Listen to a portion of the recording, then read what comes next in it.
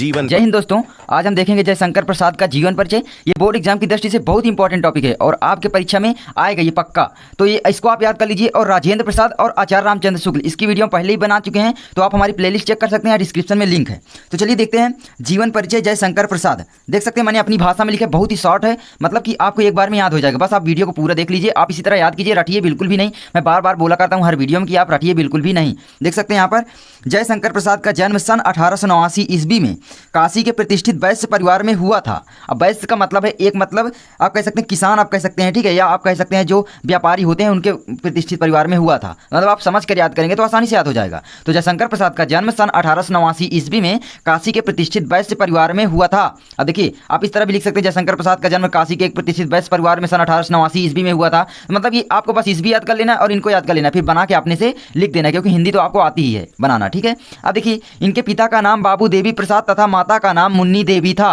तो आप इस तरह भी लिख सकते हैं। देखिए इनका परिवार सुंगनी साहू के नाम से प्रसिद्ध था। इनके पिता एक व्यापारी थे। मतलब आप इस तरह भी लिख सकते हैं, इनके पिता एक व्यापारी थे, इनके पिता का नाम बाबू देवी प्रसाद तथा माता का नाम मुन्नी देवी था। तो इस तरह भी आप लिख सकते हैं। और इनका परिवार गांव के सुंगनी साहू के नाम से प्रसिद्ध था। गांव मतलब आप काशी कह सकते हैं, काशी में सुंगनी साहू के नाम से प्रसिद्ध था। साहू का मतलब होता है व्यापारी और सुंगनी उनका जो उपनाम हुआ करता था। तो सुंगनी साहू, सुंगनी का मतलब है कि वो जो तंबाकू की क्या है रोजगार किया करते थे, तंबाकू की जो है व्यापार किया करते थे, इसलिए इनका सुंगनी साहू के नाम से प्रसिद्ध हो गया परिवार। अब देखिए इनकी प्रारंभिक शिक्षा इनके घर पर हुई। देखिए इनकी प्रारंभिक शिक्षा इनके घर पर हुई। मतलब यहाँ पर आप जान सकते हैं ना, बहुत से लेकर आप देखेंगे कि प्रारंभिक शिक्षा घर पर होती है, उनके गांव में ही होती है। तो आप किसी का भी इस तरह लिख सकते हैं। मतलब इसीलिए मैं इतना सरल लिखा हूँ कि मतलब देखिए मैं आचार्य रामचंद्र शुक्ल का जो बनाया हूँ और जयशंकर प्रसाद का तो बनाया हूँ, और यहाँ पर राजेंद्र प्रसाद का एक तरह पूरा लिखा है। मतलब इनकी प्रारंभिक शिक्षा कहाँ पर हुई, मतलब लगभग घर पर ही होती है। तो आप आसानी से इस तरह याद कर सकते हैं, आपको याद भी नहीं करना पड़ेगा। इनकी देखिए इनकी प्रारंभिक शिक्षा इनके घर पर हुई। इन्होंने स्वाध्याय से हिंदी, संस्कृत, उर्दू और फारसी भाषा सीख ली।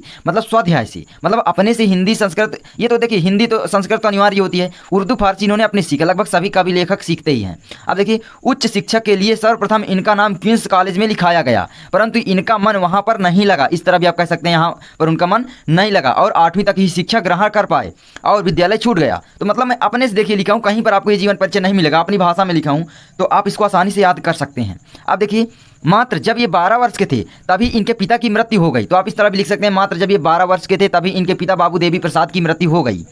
कुछ समय पश्चात इनके माता की भी अकाल मृत्यु हो गई। ठीक है, अकाल का मतलब है कोई समय नहीं था, बस मर गई अचानक। तो इस तरह आप कह सकते हैं कुछ समय पश्चात इनके माता की भी अकाल मृत्यु हो गई। अब देखिए यहाँ पर इंपॉर्टेंट है, अतः इनके ऊपर कठिनाइयों का पहाड़ टूट पड़ा। देखिए जब किसी के पिता या माता जी का देहांत हो जाता है तो उसके सर पर मतलब जिम्मेदारी आ जाती है। अब जिम्मेदारी आएगी तो भाई कठिनाइयाँ भी आएंगी, तो कठिनाइयों का सामना भी करना पड़ा। इस तरह भी आप लिख सकते हैं। मतलब किसी तरह भी बनाकर आप लिख दीजिए, उसके अनुसार लिखते चले जाइए। बस मेन टॉपिक जो है उसको याद आपको कर लेना है। जब जन्म हुआ, मृत्यु हुई, माता का, पिता का नाम, बस इसके बाद तो आप आसानी से पूरा बना ही सकते हैं। मतलब किसी के भी में ये बीच का शामिल कर सकते हैं।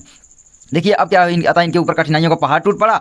इनकी शिक्षा दीक्षा का प्रबंध इनके बड़े भाई शंभुनाथ जी ने किया। इस तरह भी कर सकते हैं, या इनके शिक्षा दीक्षा का प्रबंध इनके बड़े भाई शंभुनाथ जी किया करते थे, परंतु कुछ समय बाद इनके बड़े भाई की भी मृत्यु हो गई। मतलब बड़े भाई शंभुनाथ जी की भी मृत्यु हो गई। अब आप सोचिए, इनकी जब शिक्षा दीक्षा का प्रबंध उन्होंने किया, अब उनकी भी मृत्यु हो गई, तो इनके ऊपर और भी कठिनाइयों का सामना करना पड़ सकता है। तो आप यहाँ पर और भी लिख सकते हैं कि अतः इनके ऊपर बहुत कठिनाइयों का सामना इन्हें करना पड़ा। इन्होंने मतलब बहुत मेहनत की अपने पढ़ाई के लिए और घर में काम भी किया करते थे। मतलब बड़ा करने के लिए आप बीच में कुछ भी शामिल कर सकते हैं। इतना बारीकी से जो है वो एग्जामिनर जो होते हैं वो जाँचते भी नहीं कापियाँ। बस आपका राइटिंग अच्छी हो थोड़ा और लिखने का तरीका बेस्ट हो। मतलब एक तरफ से लिखते चले जाएँ। ये नहीं कि आप रट्टू, अगर रट्टू लिखेंगे तो वो जान जाएगी ये रटा है तो नंबर कम मिलते हैं। अगर आप अपने से बनाकर लिखेंगे तो उनको पता चल जाता है, भाई इतने पढ़े लिखे होते हैं। अब जैसे मेरा ये लिखा है तो आपको पता ही चल गया होगा कि मैं अपने से लिखा हूँ। बताइए आप जान सकते हैं तो जो एग्जामिनर होता है वो क्यों नहीं जान सकता। अब देखिए यहाँ पर क्या हुआ कुछ। देखिए इनके जब बड़े भाई की मृत्यु हो गई, ठीक है, इन्होंने 3 शादियां की, किंतु तीनों ही पत्नियों की अकारण मृत्यु हो गई। अब यहाँ पर अकारण नहीं बल्कि आप लिख सकते हैं असामयिक, क्योंकि मृत्यु अकारण तो किसी की नहीं होती, कुछ ना कुछ मतलब कारण तो बनता ही है। तो मैंने यहाँ पर लिख दिया, आप असामयिक लिख देना, ठीक है। इन्होंने 3 शादियां की किंतु तीनों ही पत्नियों की असामयिक मृत्यु हो गई। इसी बीच इनके छोटे भाई की भी मृत्यु हो गई। अब देखिए इनके छोटे भाई की भी मृत्यु हो गई। इसी बीच इनके छोटे भाई की जब मृत्यु हुई, इन सभी असामयिक मृत्यु से ये अंदर ही अंदर टूट गए। इनके स्वास्थ्य पर बहुत प्रभाव पड़ा, या आप कह सकते हैं इन सभी असामयिक मृत्यु के कारण इनके स्वास्थ्य पर गहरा प्रभाव पड़ा और आखिर में स्वास्थ्य में मतलब पीड़ित होने के कारण सन कितने में मृत्यु हुई, सन 1937 में इनका निधन हो गया। या आप इस तरह भी लिख सकते हैं कि जिसके कारण हिंदी के महान नाटककार, निबंधकार एवं कहानीकार सन 1937 ईस्वी में स्वर्ग सिधार गया, परलोकवासी हो गया, इनकी मृत्यु हो गई, कुछ भी आप लिख सकते हैं। तो इस तरह से आप याद कीजिए, बहुत ही आसान तरीके से याद हो जाएगा, बस कहानी के तौर पर आपको समझ लेना है। तो मैं फिर से बता देता हूँ, जयशंकर प्रसाद का जन्म सन 1889 ईस्वी में काशी के प्रतिष्ठित वैश्य परिवार में हुआ था। इनके पिता का नाम बाबू देवी प्रसाद तथा माता का नाम मुन्नी देवी था। इनका परिवार गांव के सुंगनी साहू के नाम से प्रसिद्ध था। इनके पिता एक व्यापारी थे। इनकी प्रारंभिक शिक्षा इनके घर पर हुई। देखिए, इनकी प्रारंभिक शिक्षा इनके घर पर ही हुई। इन्होंने स्वाध्याय से हिंदी, संस्कृत, उर्दू और फारसी भाषा सीख ली, मतलब स्वाध्याय से अपने घर पर पढ़ के। उच्च शिक्षा के लिए सर्वप्रथम इनका नाम क्वींस कॉलेज में लिखाया गया या लिखवाया गया, परंतु यहाँ पर इनका मन नहीं लगा, परंतु इनका मन यहाँ नहीं लगा, या किस तरह भी लिख सकते हैं। और 8वीं तक ही शिक्षा ग्रहण कर पाए और विद्यालय छूट गया, मतलब अपनी देखिए भाषा में आपको लिखना है।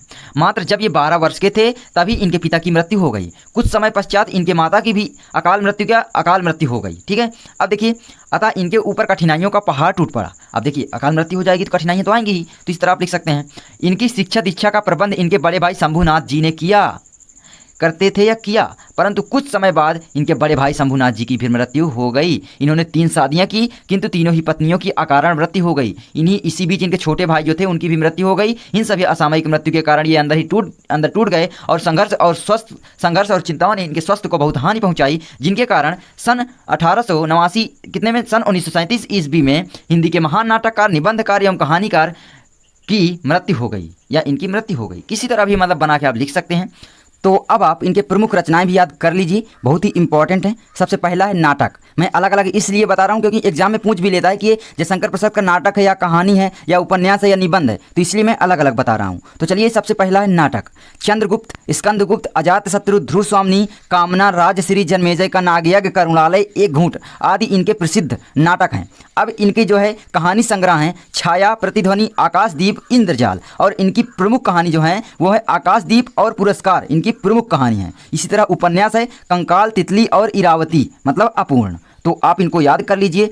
निबंध संग्रह, इनके जो है निबंध संग्रह काव्य कला, बस एक है। और काव्य आप जरूर याद कर लीजिए। इनका महाकाव्य जो है वो है कामायनी महाकाव्य है, और इनके जो काव्य हैं वो हैं आंसू, झरना, लहर। आप इस तरह याद कर लीजिए, झरना, लहर, आंसू इनके प्रमुख काव्य हैं। तो इस तरह आपसे याद हो जाएगा।